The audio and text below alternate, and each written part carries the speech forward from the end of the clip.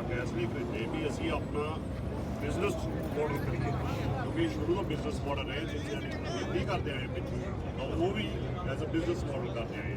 ਉੱਥੇ ਵੀ ਸਾਡੇ ਨਾਲ ਹੀ ਧੱਕਾ ਹੋ ਰਿਹਾ ਸੀਗਾ, ਗੌਰਮੈਂਟਸ ਨੂੰ ਦੱਬਣ ਫਿਰਦੇ ਸੀਗੇ, ਇੱਥੇ ਵੀ ਸੇਮ ਪੈਟਰਨ ਹੋ ਰਹੀ ਹੈ ਵੀ ਅਸੀਂ ਕਿਉਂ ਕਿਸੇ ਦੇ ਥੱਲੇ ਲੱਗ ਕੇ ਕੱਟੀਏ ਜਦੋਂ ਅਸੀਂ ਆਪਣਾ ਕੰਮ ਕਰਿਆ।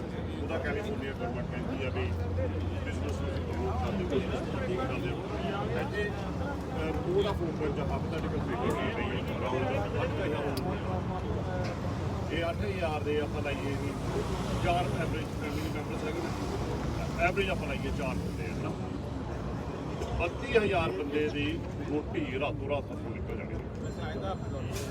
ਇਹ ਤਾਂ ਹੋ ਗਿਆ ਸਿਰਫ ਫੋਨ ਐਵੀਡੈਂਸ। ਇਹ ਤੋਂ ਬਾਅਦ ਜਿਹੜੇ ਕੰਪਨੀਆਂ ਵਾਲੇ ਆਉਣਗੇ ਇਹ ਜੋ ਉੱਤੇ ਆਣੀਆਂ, ਜਦੋਂ ਅਸੀਂ 8,000 ਬੰਦਾ ਫੂਡ ਤੇ ਕੰਮ ਹੀ ਨਹੀਂ ਕਰਾਂਗੇ ਤਾਂ ਫਿਰ ਉਸ ਸਮਾਨ ਕਿਵੇਂ ਜਾਊਗਾ। ਲੋਕ ਜਿਹੜੇ ਸੋਚਦੇ ਹੋਣੇ ਵੀ ਨੇ ਵਧੀਆ